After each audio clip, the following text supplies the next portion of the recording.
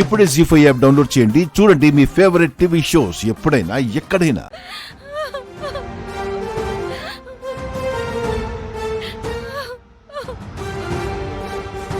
మధు, ఏమైంది? ఎందుకు ఇలా ఏడుస్తున్నావు? సోనియాని నాన్న అరెస్ట్ చేశారమ్మా.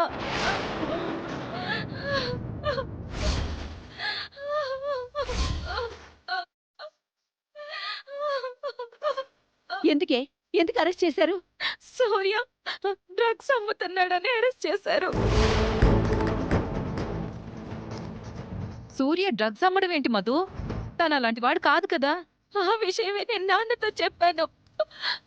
నేను ఎంత బ్రతిమిలాండా వినకుండా నాన్న సూర్యని కొట్టి చేతులకి పేడిలేసి తీసుకెళ్లిపోయారు.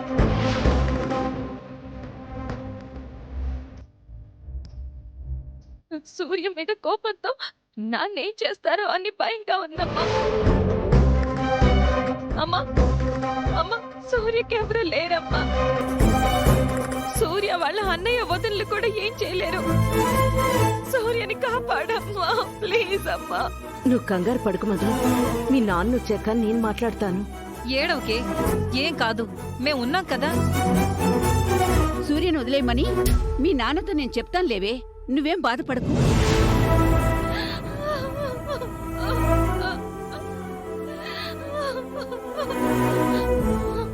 ఏంటండి మీరు చేసిన పని? సూర్యని ఎందుకు అరెస్ట్ చేశారు? ఎందుకు అరెస్ట్ చేశానో తను మీకు చెప్పలేదా? సూర్య డ్రగ్స్ అమ్మడం ఏంటి బావా? సూర్య మన మధుని ప్రేమించి పెళ్లి చేసుకున్న అబ్బాయి. అయితే వాడేమైనా మహాత్ముడా, శ్రీరామచంద్రుడా? నన్నే అవినీతి పోలీస్ అని అన్నాడు. నాకు అప్పుడే అనుమానం వచ్చింది.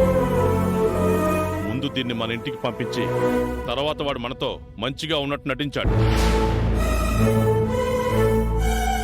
ఏం చేసినా నా సపోర్ట్ ఉంటుందనుకుని డ్రగ్స్ బిజినెస్ స్టార్ట్ చేశాడు. పక్కా 420 గాడు, క్రిమినల్ బ్రెయిన్ వాడిది. ఎంత దారుణంగా మాట్లాడుతున్నారు నాన్న. సూర్య మీద మీకు కోపం ఉండొచ్చు, కానీ తను అలాంటి వాడు కాదు. సూర్యని అపార్థం చేసుకోకండి నాన్న.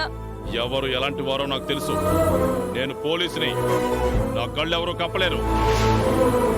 ఏమండి, పోలీస్ దృష్టితో కాదు, దీని కన్న తండ్రిగా ఆలోచించండి. ప్రేమించి పెళ్లి చేసుకున్నవాడు జైలు పాలైతే మధు గతి ఏం కావాలి? ఆ విషయం నేను కాదు, తను ఎలాంటి వాడిని ప్రేమించిందో, ఎలాంటి వాడితో వెళ్లిపోయిందో తను ఆలోచించుకోవాలి. ఇప్పుడేడ్చి ఏం ఉపయోగం? ఎంత కాదనుకున్నా సూర్య నీ అల్లుడు శివ. నువ్వు ఆ అబ్బాయిని విడిపించాలి. అలాంటి క్రిమినల్ నా అల్లుడని చెప్పుకోవడానికి నాకు సిగ్గుగా ఉంది. ఒక నేరస్తుని నా అల్లుడుగా నేను ఎప్పటికీ అంగీకరించను.